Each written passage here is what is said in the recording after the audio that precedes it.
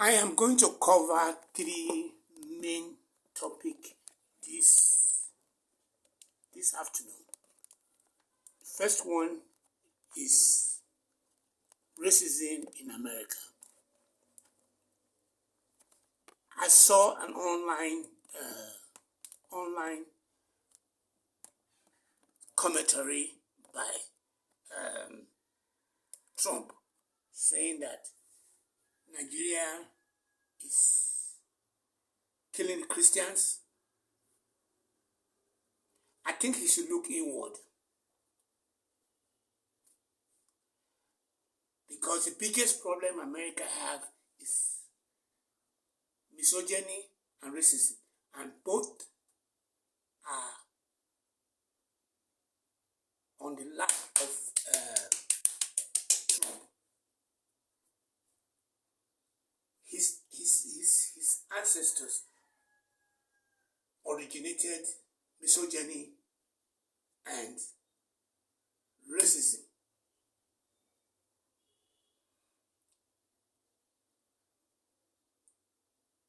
Misogyny, racism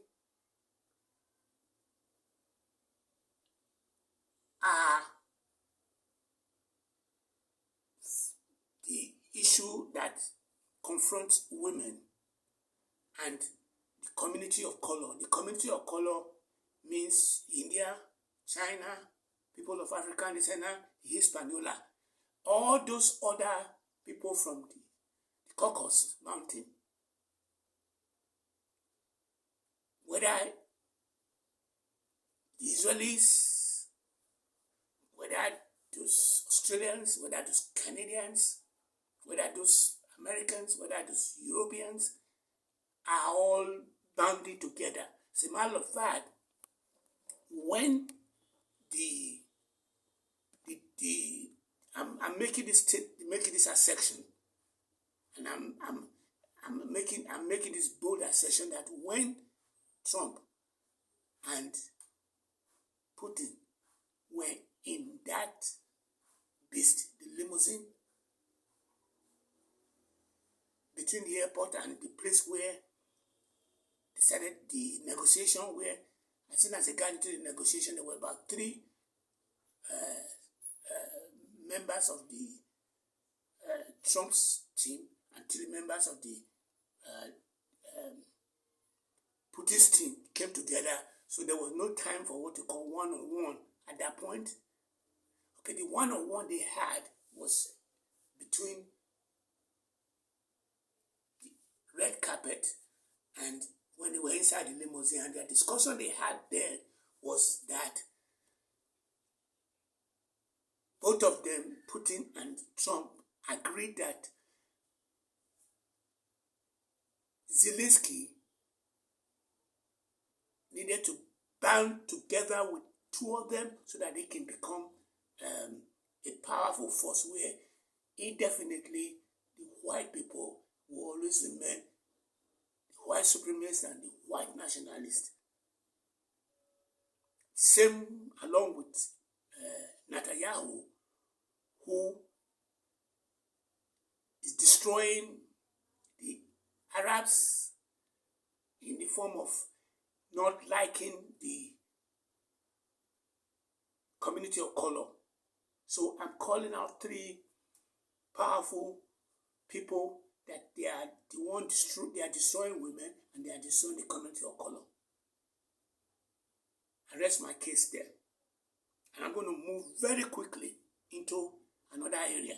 And the other area I'm going to move into is the fact that I'm currently campaigning for Obi, and my campaign is that today is the first day the INEC is going to start doing what we call nationwide registration, and I'm employing every Nigerian to go and register so that they can be able to vote for Obi. Because if he missed that last election, by the fact that he came out third, and he has been doing the groundwork all this time, organically, then there is no doubt in my mind that people are going to rise up, and we're going to have to forget about those Eastern governors who are the Lagos boys, who are saying that they know what they call it, they know Aswaju, they are his boys, and I saw they are friends, and I saw they forgot that the only person who can save the Igbo people is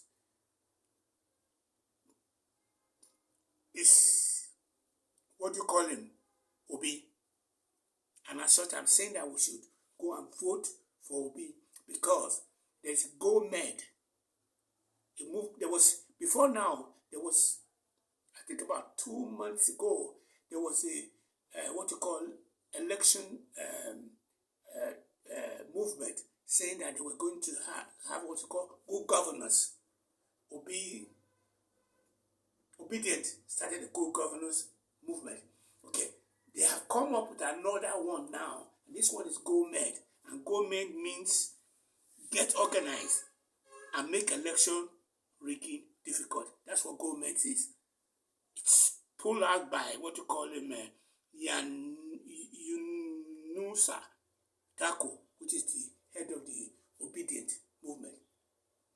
What he's saying is that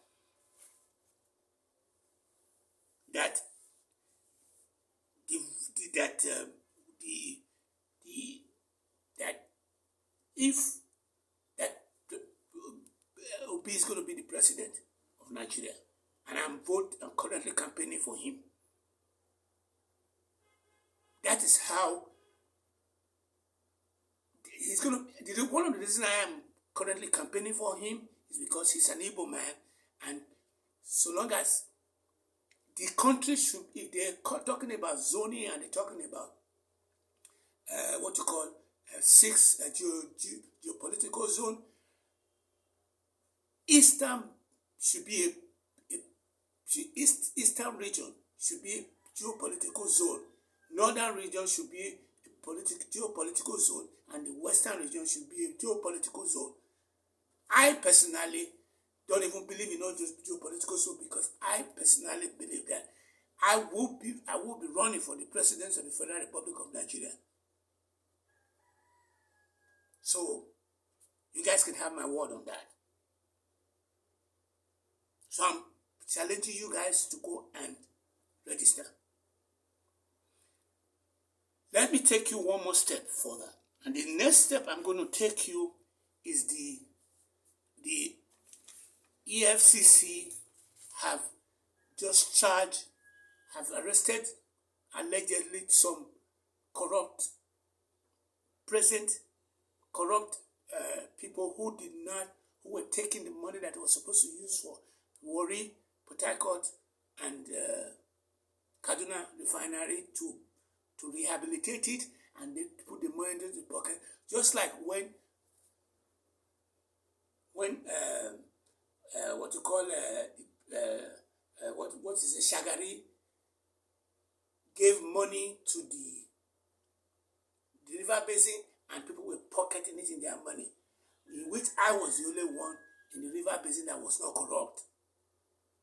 Because even the accountant, which is a Yoruba woman, was always criticizing me that I'm acting because I was not level-headed with all of them. Because I just got out of the student union government where I was president, and I was being told to go and start eating, and I did not eat. I was also the provost marshal of the Supreme Command, which led to where, when the student union government fell, I was now told to go and run without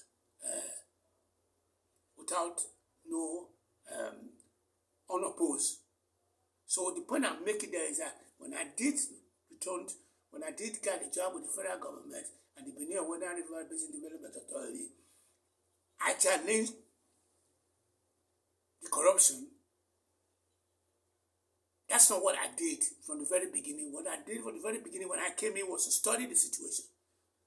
It was by accident that happened, in the sense that the accident was that we were in an inspection, And people that were doing the math, the measurement, are my subordinates who were supposed to be going to the School of Agriculture. They were not agricultural assistant superintendent. I was their boss. But then this woman came out of nowhere and asked that she wanted to give us a bribe, and that she wanted a specific amount of numbers. And I told her no, only to come back to work the second day. And our manager called us in and asked what happened. I told them what I said, and he told us to go away. If he was a Benin man, he would have fired me. But this is a guy, Shobande, that came from Lagos. So I am saying that as we now we have what we call the NNPC being currently arresting those who were having what we call contract inflation. The number they gave to us was, some of them has what we call $10 million. There was another 5 billion naira that they were supposed to use in fixing this refinery, but they did not use the money for that. And as such, we had to start exporting, bringing oil from foreign. And this happened under Jonathan, because I want to quickly say this now, because Jonathan had Designee as an in-law who was a cousin to Jonathan. Matter of fact, Jonathan is misogynist because they said he has 2 wives. One in Abuja, and she was formerly in abroad, that came back. Then, here we are with Buhari standing there, and I always say he's not corrupt, but I'm taking that back now, because if he can sit there and see the refinery money that he allocated, and the money was not used for what it's supposed to be used to, he should have probed them. It's under the same him that we have what you call a Mefele, who has almost 700 and so apartment in Abuja under him. So I'm taking that back. Like father, like son, better the same father flows together. He cannot tell me he was not corrupt, because if he allowed this kind of corruption to go on, he's corrupt one way or the other. So, what have you successfully been able to glean from what I am said today? One, I'm calling out Trump, and I'm calling out Putin, and I'm also calling out Natayahu as being misogynistic, and at the same time, they are discriminating against the community of color, which is going to be the Chinese, the Indian, the Arabs, the Hispanola, and the Africans. They don't like them. As a matter of fact, I'm now putting it forward to you that the Alaska Summit, which I've all this time feeling where, the Alaska Summit, I couldn't really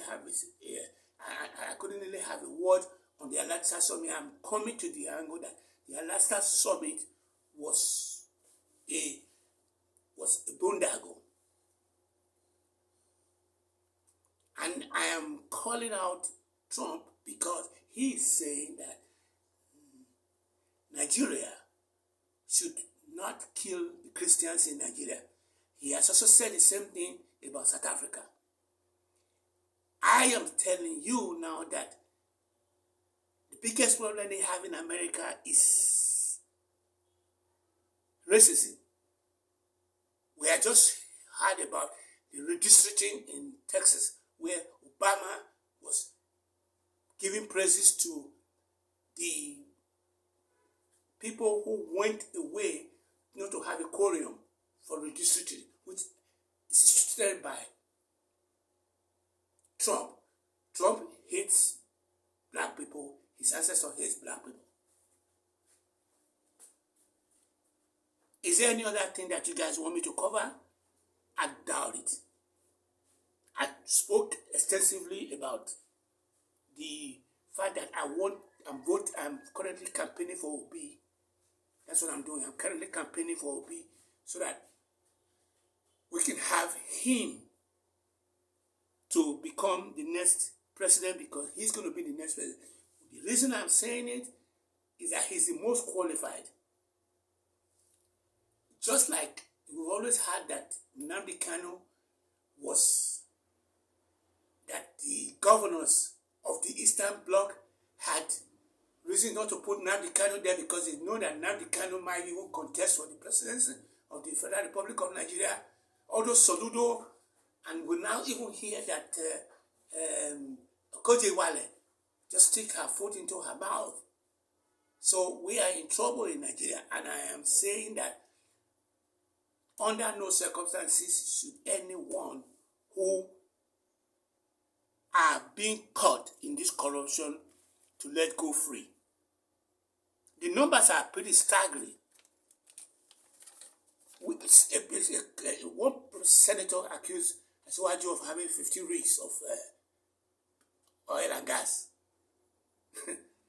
If you have 70 rigs of oil and gas, and you are the one saying that I'm the one that paid for my election, man, something's wrong with this country, man. And I think we should go back. Now that they are saying that it was on the corruption that has been going on under Obasanjo, where he was cornering the market for people like Degaton for cement, and they have just cornered the market again for him for the oil and gas refinery, and they are calling them that he's the richest man in Africa. You are not the richest man in Africa. You are the one that is destroying the country. And he started praising Siwaju that what he's doing is right. And Obi could not reply him because of one reason or the other, but he was able to take on Kejewale and brought statistics up to tell her that this thing is going spirally down. It's not going up. So there were what you call over invoicing. There were inflated payment. There were rehabilitation contract. There was what you call there was another $40